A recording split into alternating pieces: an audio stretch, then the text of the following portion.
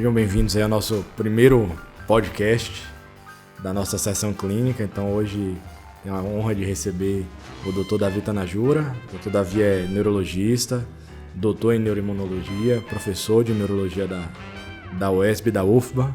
O currículo de Davi é grande, não dá nem para falar tudo, né? Tão extenso, e tá bom tê-lo aqui na primeira edição do podcast. E o Dr. Leonardo Ataíde, que é médico residente de psiquiatria do Hospital Crescente Silveira, que foi quem apresentou nossa sessão clínica hoje, apresentou um caso clínico sobre síndrome neuroléptica maligna, apresentou uma brilhante revisão sobre o tema. Então a gente convidou os dois aqui hoje para a gente bater um papo sobre isso daí, sobre o que é a síndrome neuroléptica maligna, como é o diagnóstico, como é que trata. E são duas pessoas com experiência e acho que vai ser muito útil essa conversa. Então, bem-vindos aí. Obrigado. Eu vou começar a falar assim, currículo extenso, vou lá, acrescenta assim, artista plástico, essas coisas que vai, motociclista, isso aí que... Rapaz, se for botar isso daí, dá umas 10 páginas. Que é o que faz a vida valer a pena. Aí tem colecionador de caneta, que colecionador de caneta. É o que realmente importa, É o que realmente importa. E você, Leonardo, como é seu currículo aí extra medicina, o que você... Corredor, leitor, né? Gosto de ler mesmo, principalmente literatura que não tem mesmo. A gente, às vezes, quando gosta de sair fora da vida do médico, né?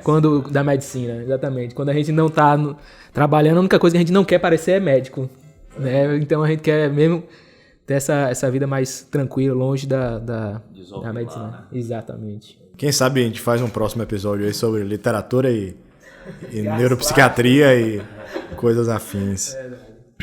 Não, então fala pra gente. Então, primeiro, talvez seja interessante você dividir um pouquinho da história de como foi seu caso, assim, de onde é que veio essa ideia da síndrome neuroléptica, para as pessoas que têm pouca familiaridade com o tema. Bem, a síndrome neuroléptica maligna, né, como é uma síndrome rara, está muito associada com o uso de antipsicóticos, principalmente os antipsicóticos típicos de alta potência, como é o caso do haloperidol. Tivemos um caso de uma paciente que foi admitida na enfermaria, que fez uso de aldol-decanoato, apresentou um quadro inicialmente de rigidez, teve alguns outros sintomas da síndrome, né, como hipertermia, rigidez, desautonomia, alteração de consciência. E aí, como era uma paciente que foi um caso difícil, que mesmo com tratamento padrão, ela não estava apresentando a melhora desse quadro e pelo contrário, uma persistência tanto o quadro da síndrome neuroléptica quanto do quadro psicótico. Era uma paciente com transtorno bipolar inicialmente, quando foi admitida, o diagnóstico inicial foi de transtorno afetivo bipolar. Então, foi um paciente que mobilizou tanto a investigação de uma causa orgânica secundária, de a questão do tratamento, de ajuste de medicação, justamente para poder... a elucidação do caso melhora, porque foi uma paciente difícil, a abordagem dela, que ela não tinha melhora, né? E foi feita investigação de causa orgânica, até porque a síndrome neuroléptica é um diagnóstico de exclusão, né? Tem que se afastar causas neurológicas, tem que se afastar causas infecciosas, causas metabólicas, né? Alguma outra doença que pode estar mimetizando o quadro. Então, por essa dificuldade, foi um paciente que marcou a enfermaria, de certa forma, todos os profissionais envolvidos, e aí foi a questão da... Interessante. Eu vou querer depois ouvir de Davi sobre esse diagnóstico diferencial, que pelo entendi é bem amplo, mas só antes da gente falar do diagnóstico diferencial, como seriam assim, os critérios? Porque eu vi que, na verdade, esse diagnóstico ele não é baseado exclusivamente em exames laboratoriais, então é uma lista de critérios. Então, a gente poderia revisar quais são os critérios para o diagnóstico de síndrome neuroléptica maligna. O DSM-5 ele acaba sendo bem mais generalista, né? Então, ele descreve que a síndrome neuroléptica maligna é uma doença que tem a hipertermia, rigidez muscular grave, alteração do nível de consciência, geralmente tem lesão muscular, então tem aumento de CPK, tem desautonomia, né, alteração do sistema nervoso autônomo, então pode ter taquicardia, taquipneia, pode ter alteração, pressão lábio, né, tanto queda de pressão arterial como elevação de pressão arterial, incontinência urinária. Então, todos esses critérios fazem parte da síndrome neuroléptica e existe a necessidade do paciente ter sido exposto ou estar fazendo uso de algum neuroléptico, né? Então, de um antagonista de dopamina, geralmente é um antipsicótico. É mais comum, como eu disse, com os antipsicóticos típicos de primeira geração, mas qualquer antipsicótico, até mesmo os atípicos, também estão envolvidos. E também, ou a retirada de algum agonista de dopamina, como pode acontecer com os antiparkinsonianos, que também, essa retirada também pode precipitar a crise, a síndrome, né? A síndrome neuroléptica. E alguns antieméticos, né? A metoclopramida tem sido relacionada também com os casos, então tem que existir esse fator precipitante e vários casos. Não, como você disse, assim, existem algumas manifestações laboratoriais, por exemplo, a elevação de CPK é algo bem típico, principalmente para valores bem altos, acima de 10 mil, 30 mil, 40 mil, até maior do que 100 mil, porém não é patognomônico, a CPK tão elevada, porém serve para marcar prognóstico e acompanhamento, porque geralmente a resolução do quadro tende a ser junto com a queda de CPK.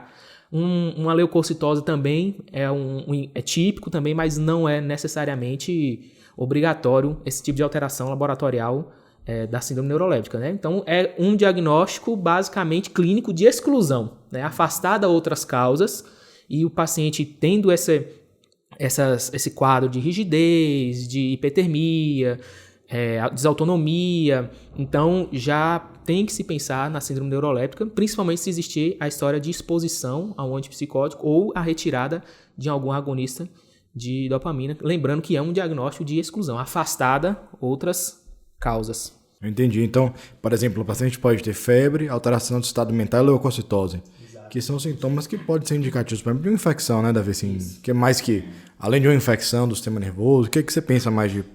Então, o diagnóstico aí, né, ele é um diagnóstico sindrômico, né, vamos dizer assim, não é a etiologia, claro, está associada aí com o uso de dopaminérgicos, mas como ele inclui essa tétrade aí, são 4 sintomas, vamos dizer assim, então ele torna um diagnóstico sindrômico, que vai bater aí com muitas outras síndromes, né?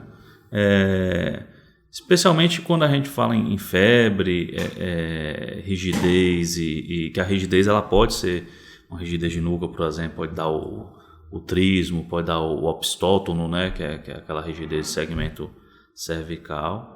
E alteração de consciência, a gente vai entrar no grupo aí das infecções do sistema nervoso, ou das encefalites não infecciosas também, né? Encefalopatias, né? Envolve alteração de consciência. Então, principalmente o quê? Meningites e encefalites, né?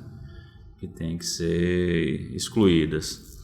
Além disso, tem também a síndrome serotoninérgica, que é comum com o uso de inibidores da recaptação de serotonina, que aí pode dar sintomas também de rigidez, de febre, mas costuma dar hiperreflexia, mioclonia, alterações gastrointestinais, né, vômito, diarreia, que são mais sintomas serotoninérgicos.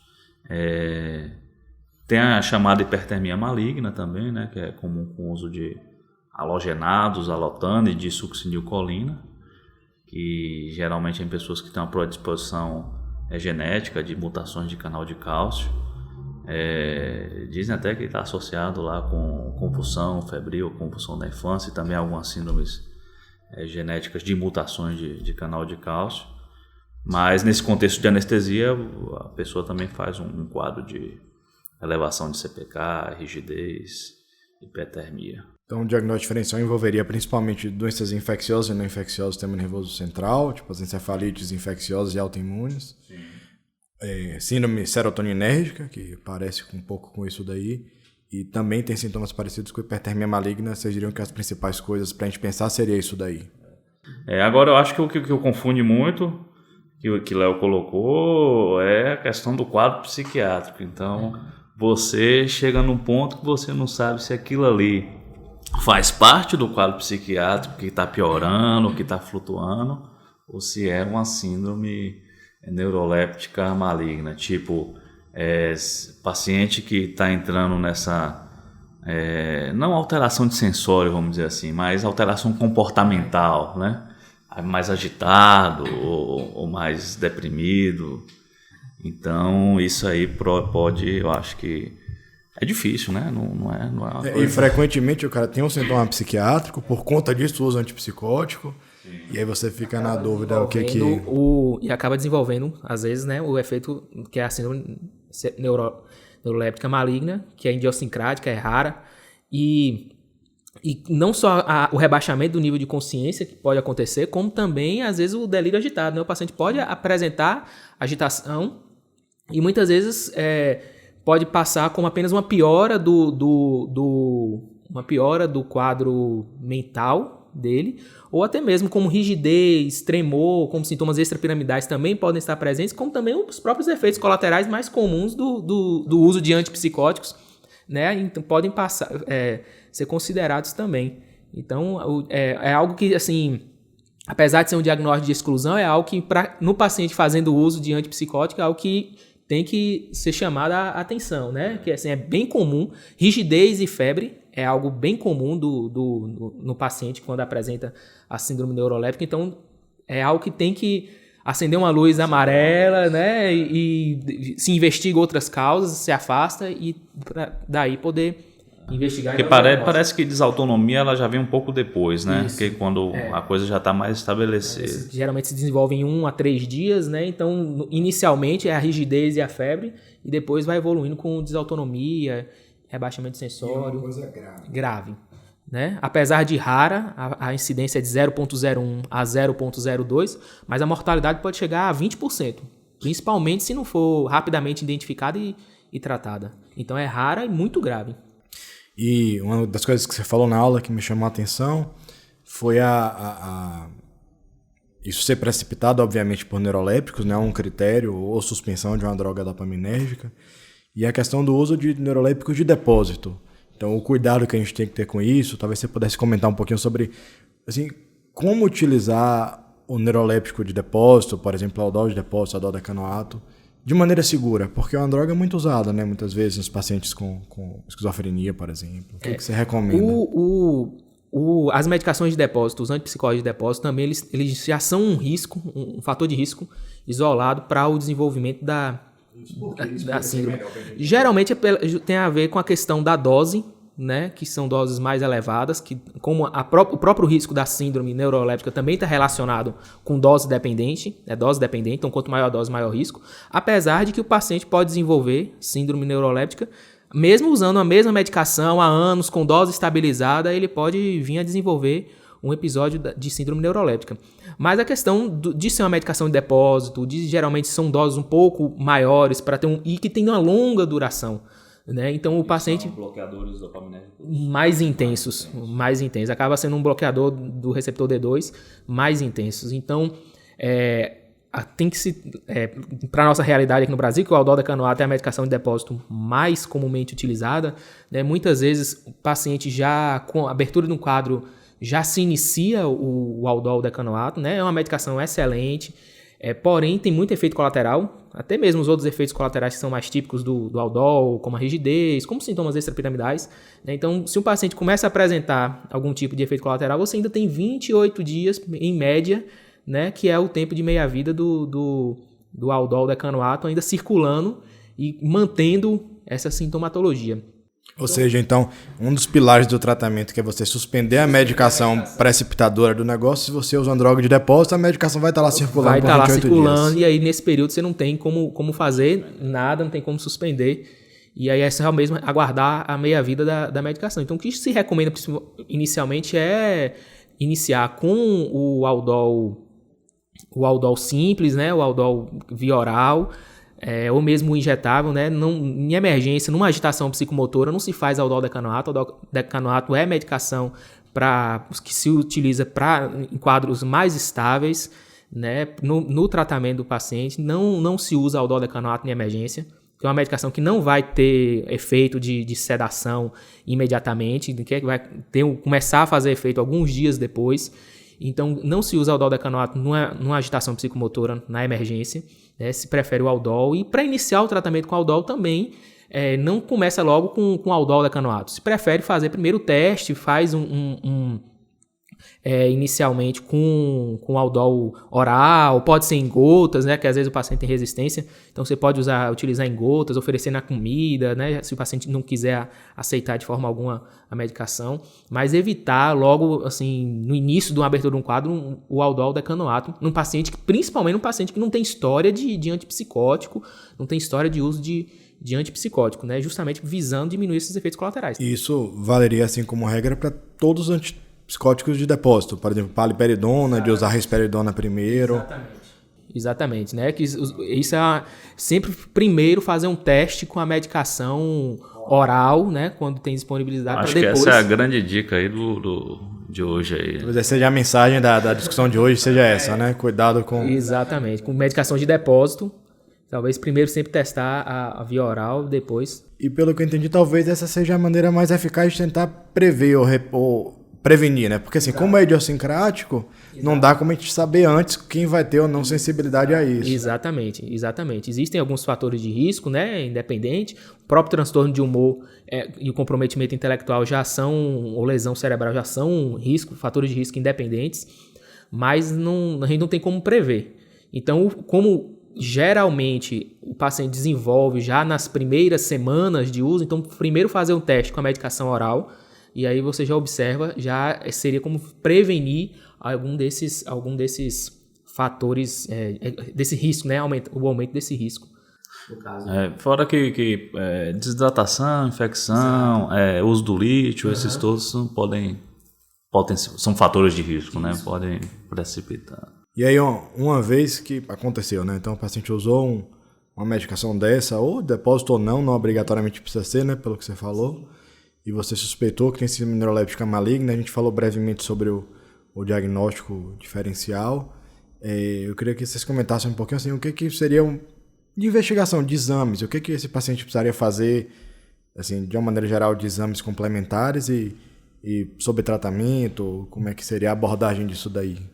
Exame complementar, a parte é mais diagnóstico de exclusão, exame complementar neurológico, vamos dizer assim, porque teoricamente exames de imagem como ressonância, tomografia, etc., eles vão estar normais, né? O exame do líquido vai servir para excluir neuroinfecções.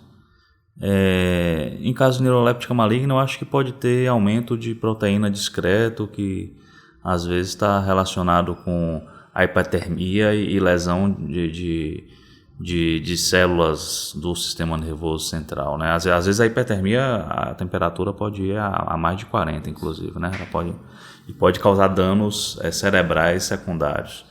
Mas os exames são basicamente normais. O exame de sangue da CPK, que espera-se que tenha elevação pela necrose muscular, né? A rabdomiólise, que pode ter insuficiência renal associada. E pode alterar os eletrólitos, que aí o músculo vai liberar também potássio, aí tem geralmente insuficiência renal adjuvante, aí hipercalemia, né? Que o famoso Rafael Papa já chamou a atenção lá da hipercalemia. E pode dar também hipernatremia, com hipocalcemia, né? O tipo de lesão renal.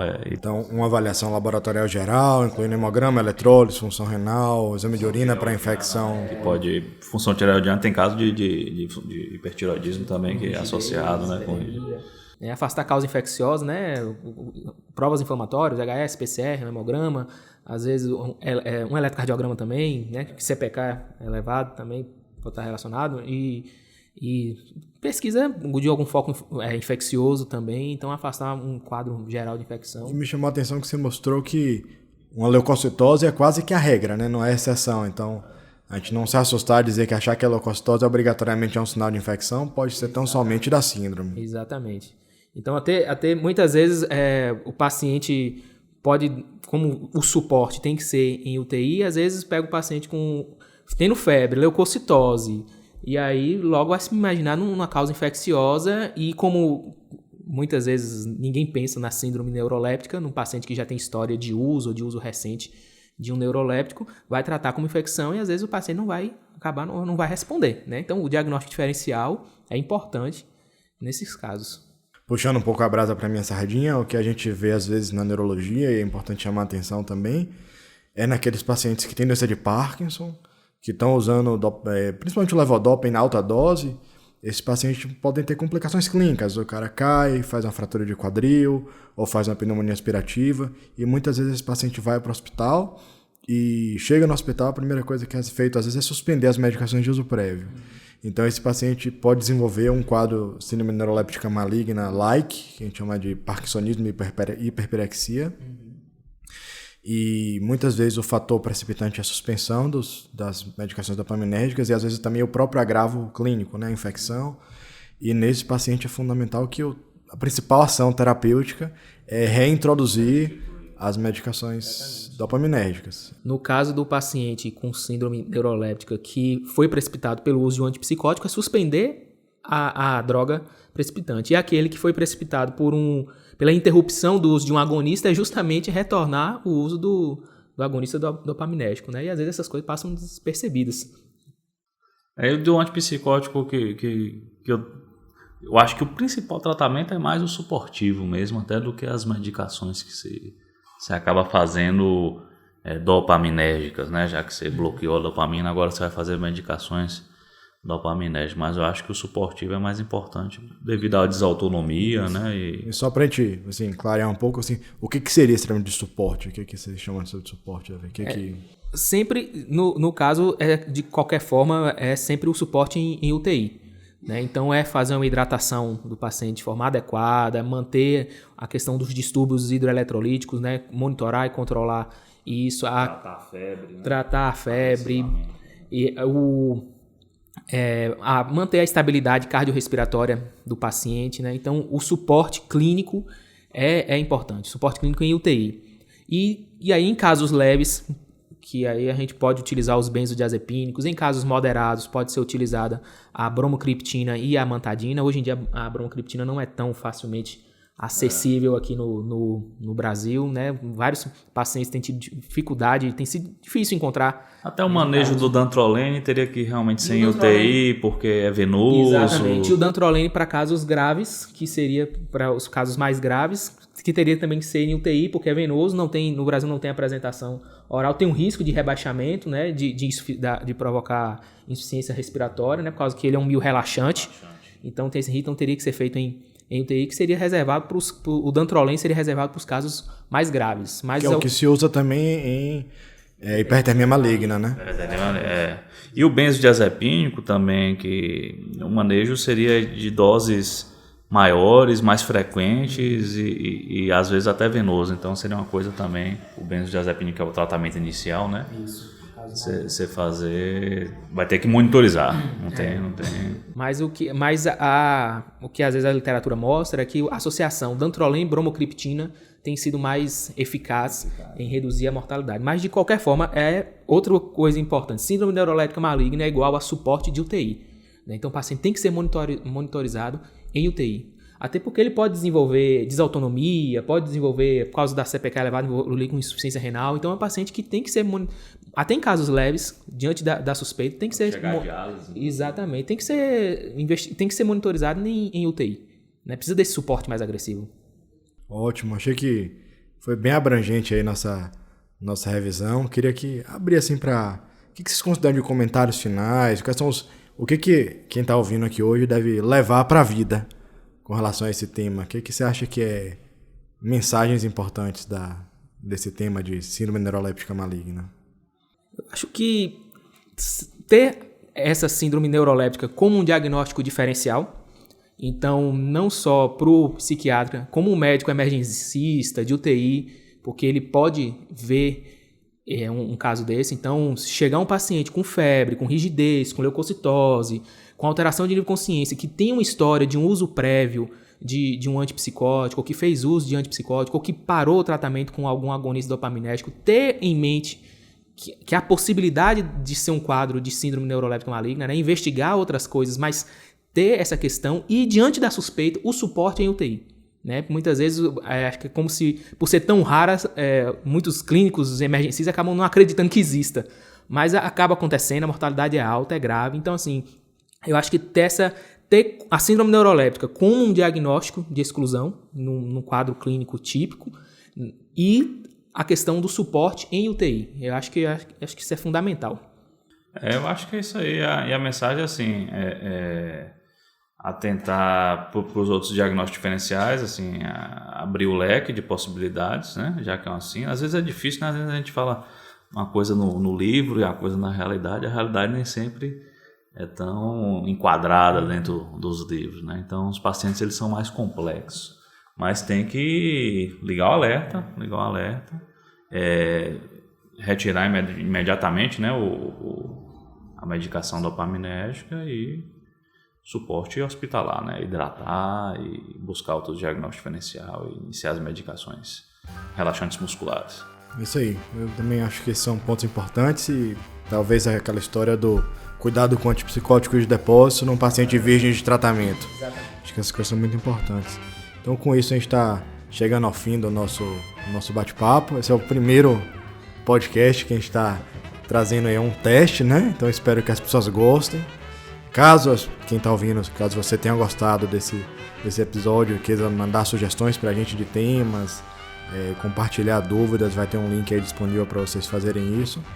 Eu queria agradecer novamente ao Dr. Leonardo, que deu uma brilhante aula aqui pra gente hoje mais cedo antes do podcast. Agradecer ao Dr. Davi, que também é uma pessoa que tem uma agenda muito ocupada e dedicou esse tempo aí para participar. Eu espero que esse seja o primeiro de muitos episódios que a gente semanalmente possa estar trazendo conteúdo e principalmente conteúdo de muito valor para quem está ouvindo e sobretudo com expertise de quem está vindo falar. Então assim, são pessoas que estão vindo aqui falar, são pessoas que têm experiência com isso, que fazem isso todo dia, que estudam isso. Então eu espero que seja útil para vocês, tanto quanto foi para mim. Eu aprendi muita coisa hoje. Obrigado, valeu os meninos aí pela